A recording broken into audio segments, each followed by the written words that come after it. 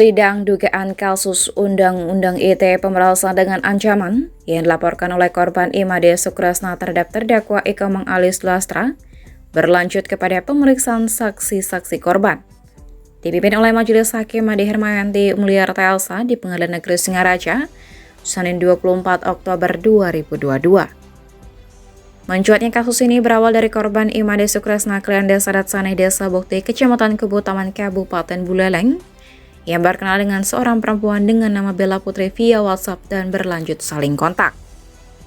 Setelah diketahui bahwa Bella Putri adalah seorang laki-laki yang ternyata tinggal di desa yang sama bernama Eko Mengalis Lastra dan juga dikenal baik oleh korban, membuat korban merasa dipermainkan. Apalagi terdakwa duga melakukan pemerasan dan ancaman dengan meminta sejumlah uang sebesar 1,5 juta rupiah.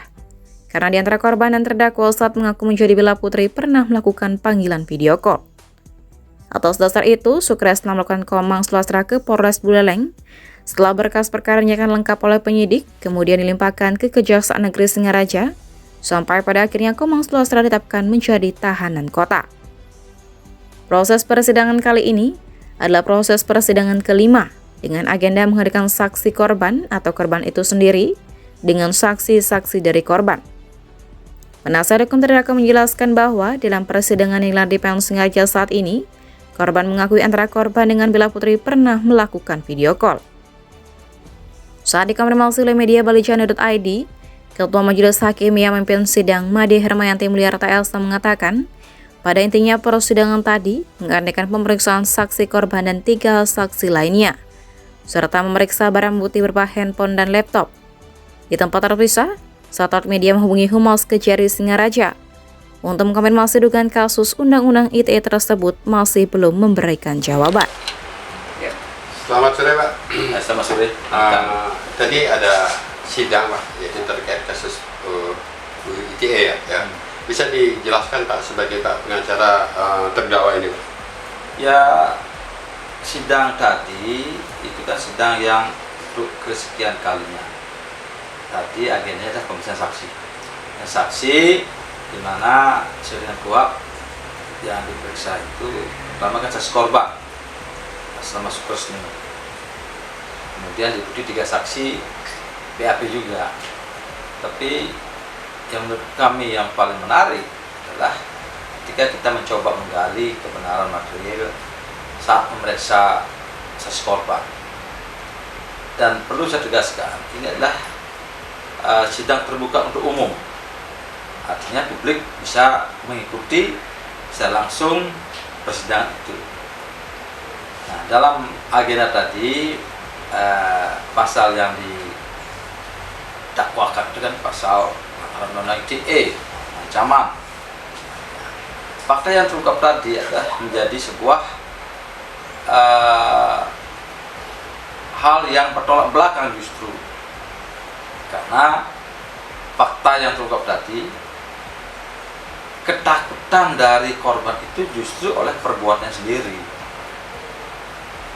di mana pengakuan dia sendiri bahwa korban selaku Kalian Desa Adat, ya kebetulan jabatannya sebagai Kalian Desa Adat, tapi perkara ini perkara pribadi, ya tidak menyangkut soal jabatan, tapi menyangkut soal pribadi. Nah, kita ingin clearkan di sini bahwasanya ini sama sekali tidak ada sangkut pautnya dengan jabatan sebagai Kalian Adat, tapi murni pure tentang sebuah tindakan personal yang kebetulan saja jadi sebagai Kalian Desa Adat. Ketakutan yang dimaksud apa? Dia kan mengklaim bahwa dirinya merasa diperas oleh seorang anak kecil yang diakui sendiri selama dia tahu dan anak yang baik, bahkan menjadi anak buahnya dalam struktur organisasi adat sebagai klien atau ketua Yowana, ketua muda-mudi. Ketika saya tanya, baik apa tidak? Sangat baik, karena memimpin anak-anak muda kalau tidak memiliki kualitas yang bagus, tidak mungkin memimpin. Menjadi sebuah keanehan ketika terdakwa itu melakukan tindakan-tindakan ya yang terungkap tadi seakan-akan adalah tindakan pemerasan mana ketakutan yang dialami oleh saksi korban, yaitu Sukesna tadi itu justru bukan karena ancamannya, tapi yang ditakutkan adalah fakta terungkap, ya, dia telah melakukan video call VCS, ya, di mana fakta terungkap tadi, ya, pengakuannya dipaksa untuk melakukan VCS itu dengan seseorang dengan suara perempuan yang bernama Bella Putri sampai selesai, dan dia mengakui dia tidur di vilanya sendiri ketika diajak untuk melakukan itu,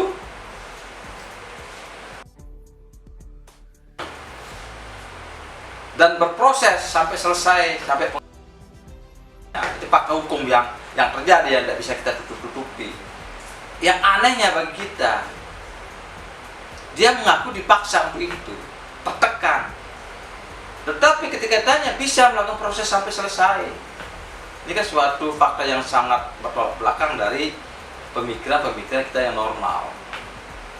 Kemudian yang menjadi aneh lagi, dia mau melakukan seperti itu hanya dengan gambar video call, ya, di mana yang mengaku Bella Putri itu tidak nampak wajahnya. Yang nampak menurut pengakuan dari saksi korban tadi adalah dari lutut ke atas sampai di bawah pusar, hanya itu keanehan kita yang terungkap dalam sidang ini. Apa ini? Nah, alasan dari korban karena dipaksa, tapi dibantah oleh terdakwa. Di mana terdakwa membantah itu bukan dipaksa, justru terungkap dalam fakta itu yang namanya Bella Putri itu ternyata dikendalikan oleh terdakwa yang berkomunikasi lewat video call seolah jadi seorang perempuan, kemudian pacaran menurut keterangan dari terdakwa ini dengan si korban. Kalau dikaitkan dengan logika kita, dia mau melakukan seperti, tidak mungkin seorang yang punya jabatan bagus di Indonesia itu seperti itu. Dan itu terjadi, itu yang terjadi. Pesan moral kita apa dalam fakta hukum ini? Nah, kemudian fakta yang juga terungkap tadi yang diberikan oleh saksi korban, dia belum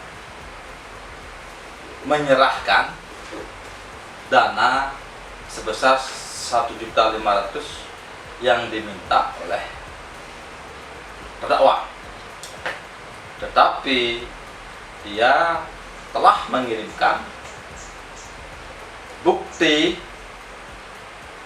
transfer rekening dari BRI seolah-olah dari sebuah bank sudah ditransfer, padahal pengakuannya bukti transfer ini dibikin sendiri untuk membohongi terdakwa. Ah, ini kecerdasan kedua ini emang sama-sama lah.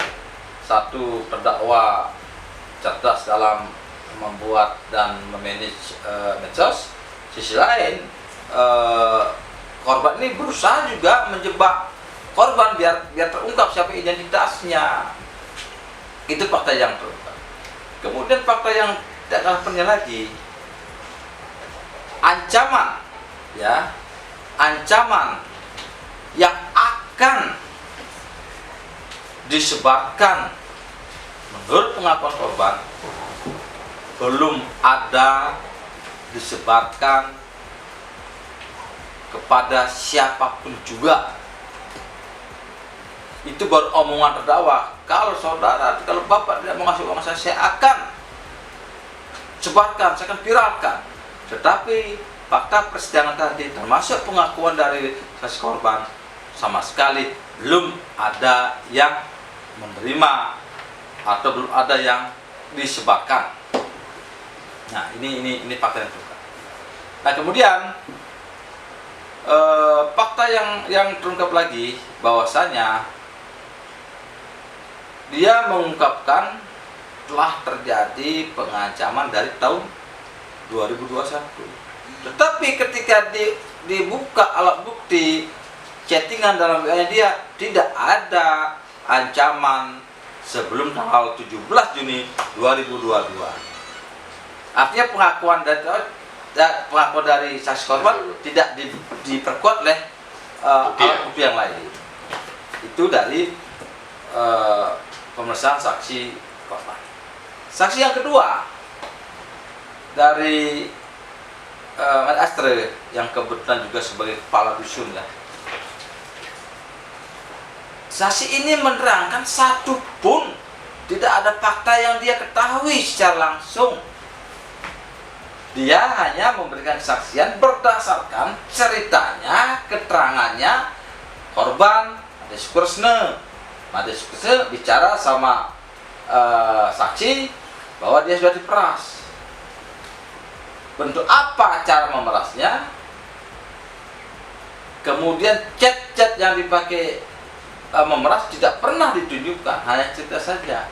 Dari kesaksian A sampai Z yang diberikan oleh saksi Made Astre ini, satu pun tidak memiliki kualifikasi sebagai sebuah kesaksian yang bisa diterima secara sah oleh ketentuan undang-undang.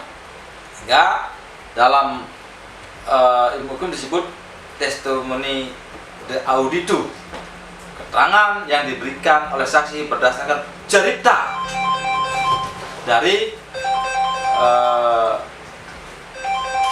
orang lain. Cerita dari orang lain diceritakan ini tidak memiliki kualitas kesaksian yang sah. Demikian juga keterangan saksi yang ketiga, yang notabene adalah anak dari korban sendiri. Anak dari korban sendiri, saksi tadi menerangkan sama sekali tidak tahu, tidak melihat, tidak mendengar secara langsung bentuk ancaman yang diterima oleh saksi korban. Saksi atas nama Jersan atas nama Jersan itu yang notabene anak dari saksi korban, dia hanya menceritakan cerita yang tidak lengkap yang dialami oleh bapaknya. Itu yang di BAP. Ini kualitas kesaksian sama sekali nggak pernah ada itu yang dianggap kesaksian yang sah. Ketika kita gali lagi lebih dalam lagi, apa bentuk pengancaman yang diterima oleh korban? Tidak tahu. Apakah korban pernah bercerita tentang PCS? Tidak pernah. Siapa saja yang sudah menerima ancaman itu? Tidak tahu. Bahkan kita tanya, saya sendiri sudah terima ancaman atau tidak? Tidak ada. Nah, ini perkara modal apa di sidangan seperti ini? Oke, kita hargai soal proses hukum. Kita coba gali, ya. Karena ini kan kualitas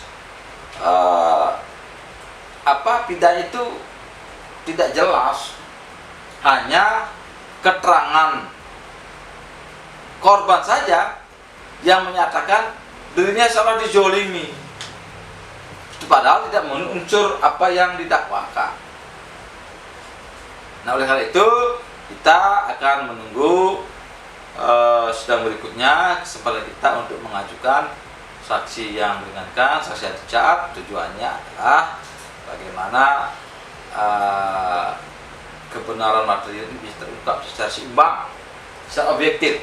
Ya, karena posisi kami sebagai advokat itu tidak berbicara soal pembelaan terhadap terdakwa secara membabi buta, ya.